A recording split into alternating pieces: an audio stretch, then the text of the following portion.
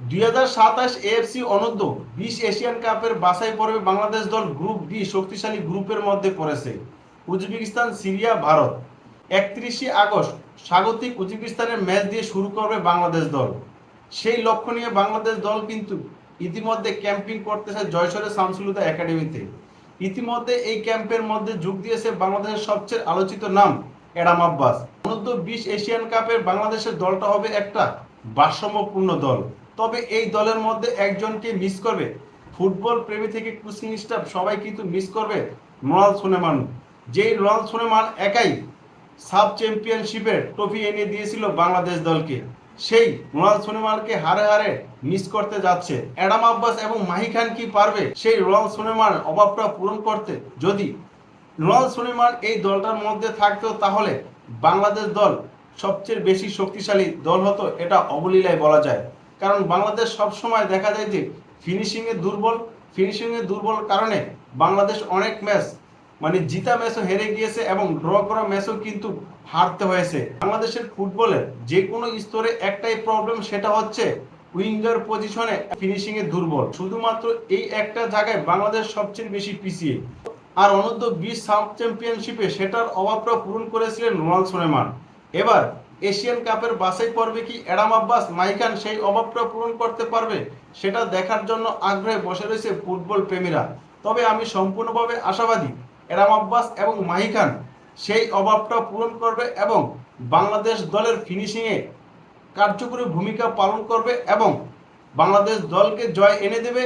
যেই মূল লক্ষ্য বাংলাদেশের এশিয়া কাপের বাছাই পর্ব থেকে উত্তীর্ণ হয়ে মূল পর্বে খেলার, সেই লক্ষ্যটা অবশ্যই পূরণ হবে।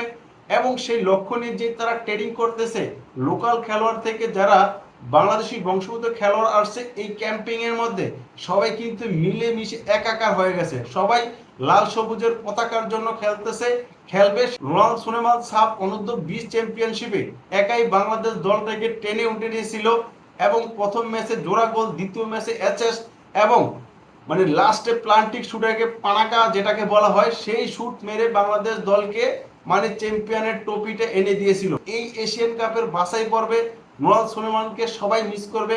অনেকে হয়তো বা ভুলে গেছেন নোয়াল সুলেমানকে, কিন্তু যারা ফুটবলের খোঁজ খবর রাখেন বা যারা ফুটবলকে ভালোবাসেন তারা অবশ্যই বুঝতেছে যে এই দলটার মধ্যে নোয়াল সুলেমানের কতটা অভাব রয়েছে। যদিও অ্যাডাম আব্বাস এবং মাহি খান আছে, ঠিক আছে, তারপরও যদি দুইজন দুই পাশে খেলতো, এক পাশে অ্যাডাম আব্বাস, অন্য পাশে নোয়াল সুলেমান, তাহলে কিন্তু বাংলাদেশ দলটা আরো বেশি শক্তিশালী হতো। আর নোয়াল সুলেমান হচ্ছে একজন পারফেক্ট নাম্বার 9, সব জায়গায় সে সমানভাবে ভূমিকা পালন করেছে। অ্যাডাম আব্বাস কিন্তু প্রকৃতপক্ষে নাম্বার 9 না, প্রকৃতপক্ষে নাম্বার 9 হচ্ছে নোয়াল সুলেমান।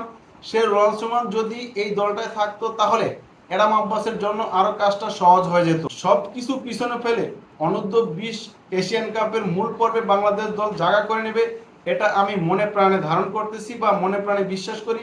এমনটা কি আপনি মনে করেন কিনা অবশ্যই কমেন্টে জানান। আর প্রথম ম্যাচটা যদি বাংলাদেশ বাজিমাত করতে পারে তাহলে কিন্তু অবশ্যই তারা মূল পর্বে জায়গা করে নিতে পারবে।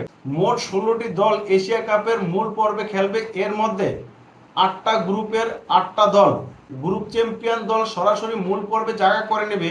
আর বাকি 7টা দল রানার আপ দলের থেকে যাচাই বাছাই করে গোল ব্যবধান এবং পয়েন্ট তালিকা হিসেব করে তারা 7টা দল উঠতে পারবে। আর স্বাগতিক দেশ চীন সেটা অটোমেটিকলি